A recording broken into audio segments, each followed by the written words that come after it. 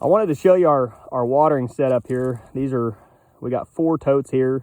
2 of them are the hard Rubbermaid 50-gallon totes, and 2 of them are recycled rubber 40-gallon tote or trough. And we come down here with I used 275-gallon tank in the back of the gator and just fill these up real quick. We don't fill the water clear full because that'd be too much weight for the gator, but that's how we water the sheep. And then we actually put apple cider vinegar in the water. We've been doing this for about a year now.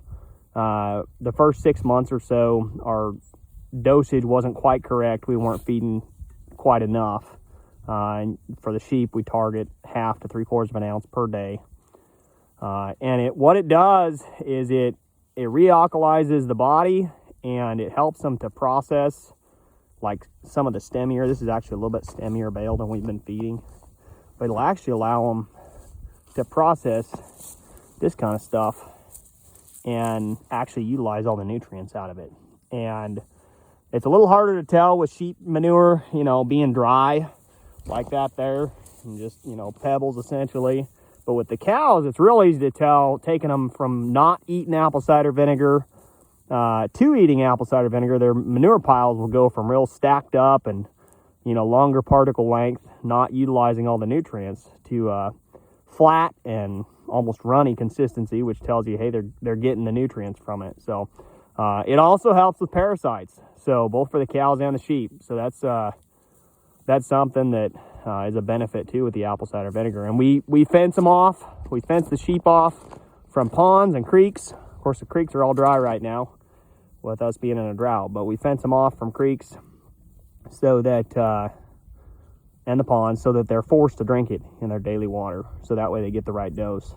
And we just put a little bit in each of those troughs, and we've been really pleased with what the results we've seen, to the point of last summer we would have a rain and they wouldn't drink as much, being on wet grass, and we would have some die a couple days later, a couple of ewes sometimes, and we saw a pattern of that.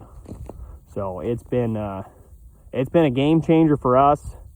Obviously, genetics plays a huge part in your. There's a sheep going after a dog food bowl. It's about to get lit up. But that's a good ewe right there. She raised a good set of twins. But we're real happy with what we've seen with the apple cider vinegar. You got to get the right stuff.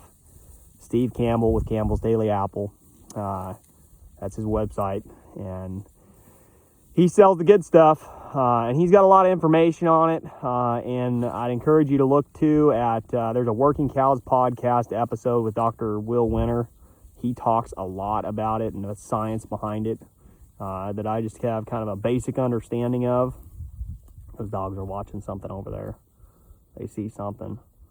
But apple cider vinegar is worth taking a look at.